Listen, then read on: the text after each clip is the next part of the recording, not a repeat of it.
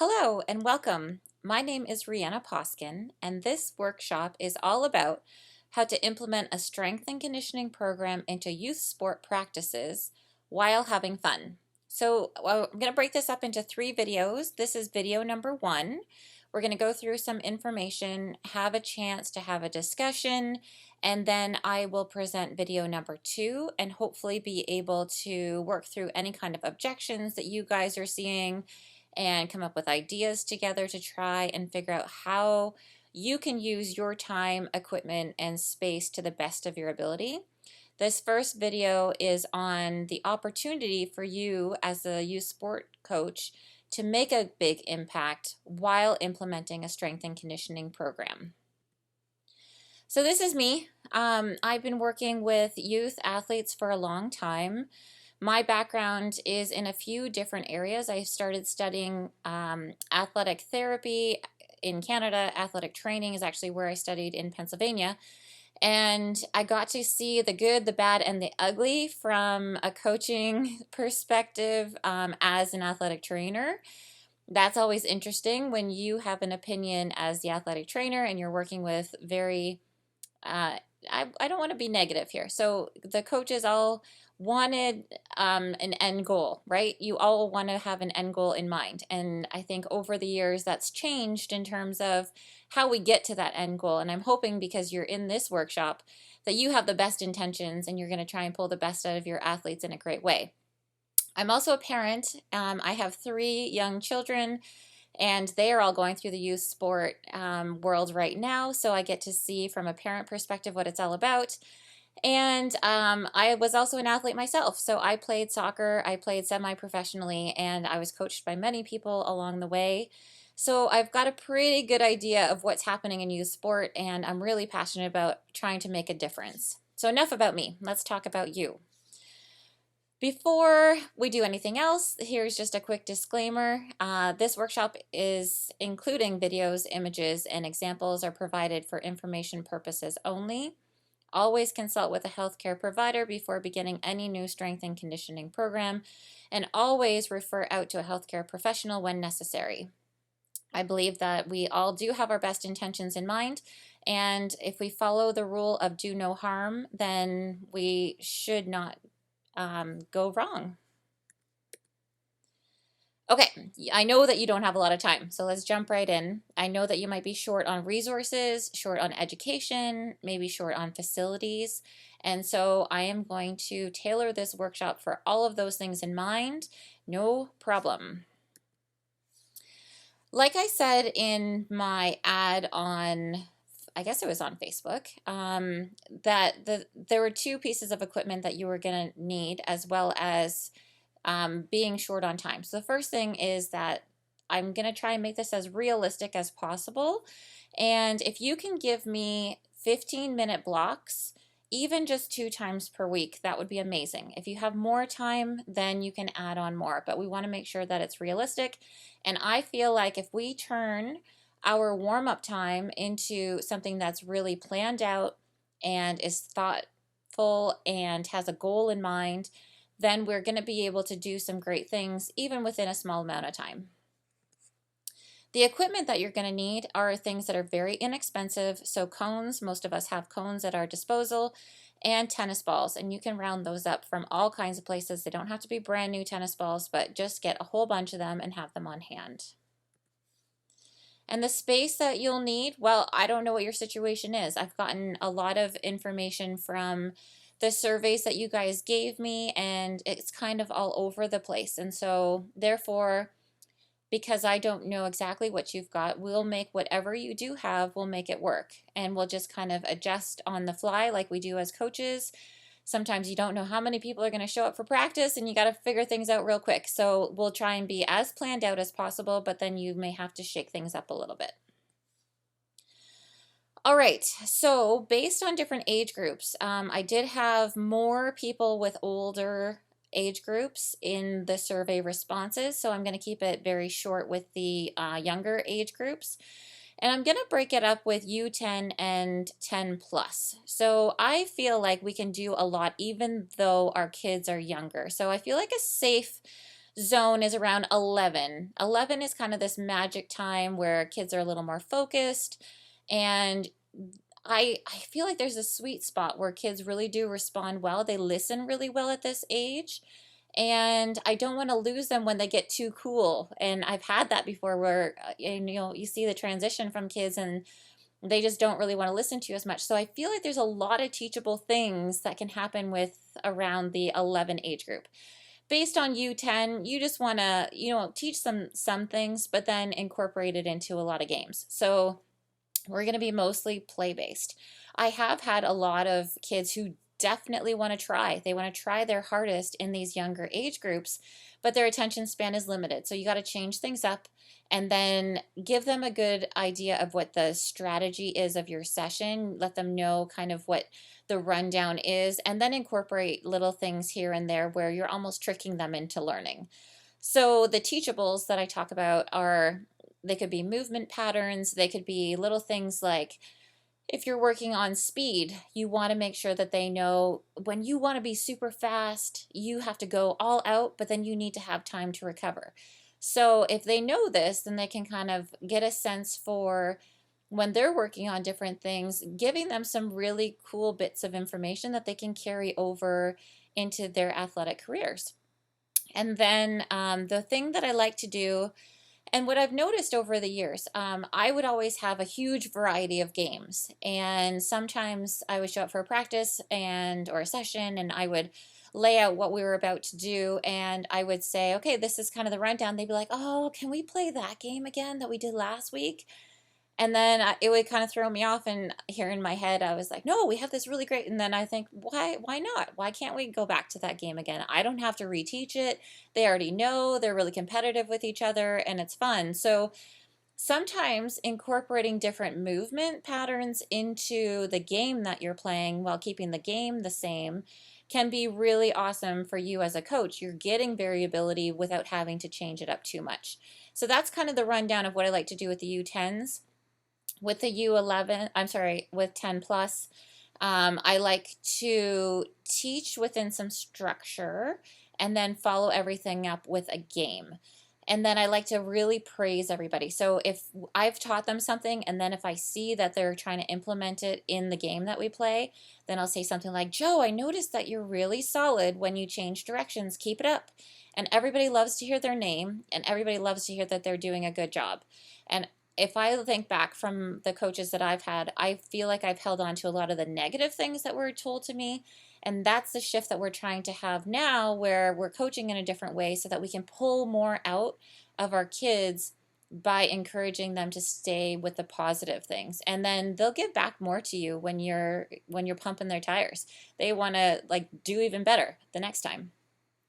And then we want to repeat movement patterns. We want to test athletes, and then we want to progress your athletes. And so that's really important. If you are not testing the movements that you're working on, then you have no idea how your athletes are actually doing, and then you have no idea how to move them along on your plan to reach your goals. So we're going to incorporate testing into the strength and conditioning program. All right, so this is the setup, and I've incorporated this from two big influences in my career. One was just recent, and Bobby Smith is really, really great in his organizational patterns. He likes to have this grid setup. So when I watch what he's doing, I love this setup. I also had a coach in university, and he had a really cool setup that we didn't do all of the time, but it was so fun. And when I worked at different camps with him, when he would set this up, the kids had a ball. So I've noticed over the years that even though we've got a really good structure, there can be a lot of play and a lot of fun within it.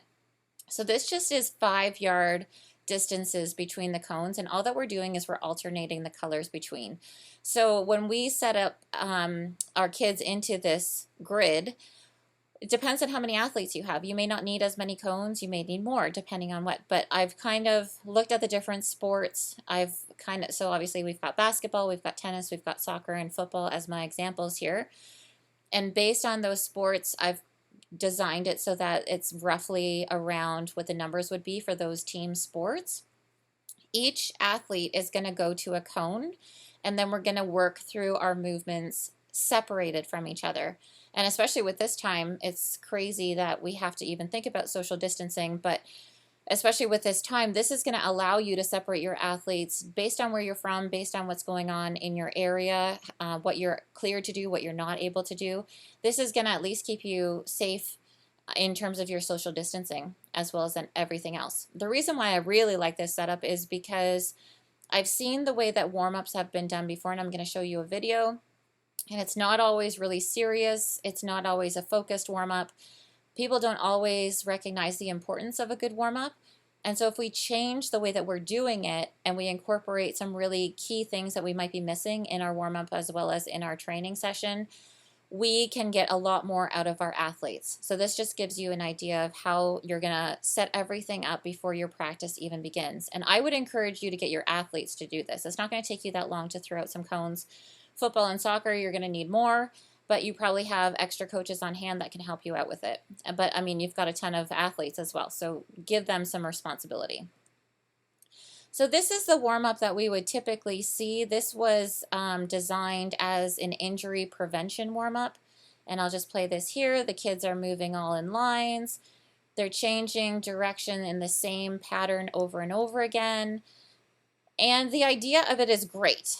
When it is coached properly and when the progressions are incorporated, it has a really, really good, thoughtful idea as to why it was designed this way. The only thing that I can say is that the kids get bored with it. As you can see, these girls, they've been doing it for so long that they just kind of go through the motions. They're being filmed right now, so obviously they're trying to be a lot more conscientious of not talking to each other while they're doing it. But a lot of the time they will be talking to each other while they're doing their warm-up, and then it just breaks the rhythm. They're not focused on what they're doing.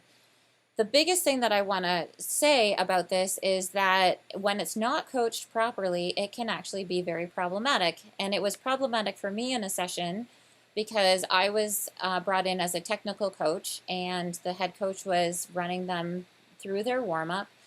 And the change of direction part of this warm-up, where they go laterally from cone to cone, actually caused a young girl to blow her knee out. So here we have a warm-up that's designed to be an injury prevention program, and then we have a massive injury that happens while doing it. And so that's where I want to make sure that whatever we are doing, we have some intention into it. We're not just going through the motions, we're making sure that we're coaching everything properly. And I was watching the girls going through it, and I was thinking, this does not look good. And then sure enough, within seconds, we had a girl down on the ground, and she was taken out to the hospital from there on. And so from there on, it's really been embedded in me to make sure that we change what we're doing, to make sure that we are protecting the kids that we are working with, as well as developing them into the best athletes that they can be. So this is the a mini, this is just one-on-one, but what you'll see when you set up your athletes is you'll have them in a grid format spread out over a big space. Now, because it's one-on-one, I can have an athlete in the middle of the square rather than on a cone, but then you can just shift your players however you need to. And this is what it kind of looks like. When you are the coach running the session, you're going to get some movement as well. And so you're going to teach. Your athletes are all going to watch you. They're going to make sure that their movements mimic yours. And you can watch them as well. And you can see what's going on instead of not really getting a good grasp because they're all in a line and then kind of waiting and standing to go again. So this is a great way for you to see what your athletes look like, be able to progress them when they do look good, and then also coach them up on a whole bunch of things where you see necessary. And we're going to talk about those progressions as we go here. One of the things that is really important to me when you are working with speed, when I talked about that young girl that blew out her knee, this is what I am now super passionate about teaching first, deceleration. So here we go. We've got change of direction, where we make sure that we're doing something with integrity, and then we come to a complete stop. So that deceleration is super important to make sure no matter which way we're moving, we come to a complete controlled stop at the end. Most injuries happen with non-contact incidents. So you've got an athlete that's just going to go out crazy fast, they're going to change direction, and then boom, something's going to happen. So if we go through these different movement patterns with our athletes with integrity and progress them in the right ways, then the speed and agility gets better, safer, and then you actually have better athletes in the end while you're also decreasing your risks of injury. Here is an example of a lean fall sprint drill, and we follow through with deceleration. So you can see that the distance that I'm traveling is really not that far, but I'm making sure that I'm coming to a complete stop so that when I transfer this to sport, I take these little steps, I decelerate properly, and I protect my body. Now I'm moving and progressing the exercise by rather stopping at the front. I'm able to transfer, just like in sport, to a back pedal. And then again, I end with integrity in a complete stick stop. So back and forth. These are the kind of drills that you can incorporate in your grid, and imagine having all of your athletes doing this at the same time. It looks really, really cool. And of course, we want to do this in a linear way, so going front to back, and then we also want to go side to side. We work on our lean patterns. We want to make sure that our knees are aligning in the right direction so that when we do push off super powerfully, we've got some good traction on the ground, we're explosive, and then we also decrease our risk of injury. And then I should finish here in a good lean, overemphasizing what that body position should look like on a regular basis. So that kind of gives you a rundown of what it looks like, what you can do with your athletes in a pretty cool setup. And then, of course, in our plan, we need to have progressions and testing. So many of you said that you were not on a specific program, a strength and conditioning program. And so that can change. We can incorporate a simple plan into a short amount of time. It's not going to be the best. I mean, the best situation is that you've got a strength coach that's working with your athletes and you're doing testing in the strength and conditioning facility, and you've got a good amount of time that's allocated to them. But we don't always have that at our disposal. So what we're going to try and do is fit in what we can, good movement patterns, multi-sport kind of situation, even though you might be in a single sport situation. That way we just have a really good, well-rounded situation for your athletes. Many of you said that you were just fitting in some strength and conditioning work wherever, whenever you could. And so this way, if we're on a proper plan, we're consistently applying positive stress to the body in order to get the right adaptations, in order to be able to work through progressions so that we're not just all over the place. In order to get the most out of our athletes, we have to have a proper plan. In order to see if the plan is working, we need to test. If our athletes pass our tests, then they're able to progress. So like I said, the best case scenario is leave all of this up to your strength and conditioning coach. But this may not always be possible. So in our scenario, we're just going to be realistic about what we've got, the time, the resources, and the education, as well as space. So here, I'm going to leave this here for our first video because I need to know more about what's going on with you. So let me know what's going on. Comment below this video. There's going to be a little chat that's going to be happening. And then I need to know what your situation might be like so that I can give you a little more insight into how you can structure this into your situation. We've got multiple different sports that are attending this workshop and different age groups as well. So I would like to tailor this as best as I can to who's here. I really do appreciate that we are working together because I love it when like-minded people come together, especially when we can make a difference with our youth. And let's keep this interaction in order to get the most of the time that we have with each other. Okay, coming up. With a little planning, we can make it all work. We just have to kind of figure this out ahead of time. And I know that you don't have a lot of time, but this will be time well spent. In the next video, I'm going to show you how to set up your 15 minutes in order to implement a strength and conditioning program that's realistic based on your situation. How you can improve speed, power, and conditioning while having fun. Why it's really important to get youth female athletes to strength train. So maybe you're not working with female athletes, so just bear with me because I feel like that's really important and we're going to touch on that a little bit. and then how to set up your space in order to make the most out of your 15 minutes. So we've got a lot to cover. That's going to give you a little insight into just kind of a basic framework of what's important, how we can set things up, and then we're going to take it from there. So let me know what's going on, comment, make this as interactive as we possibly can, and I will see you on the chat and then also in video number 2. Thanks, guys.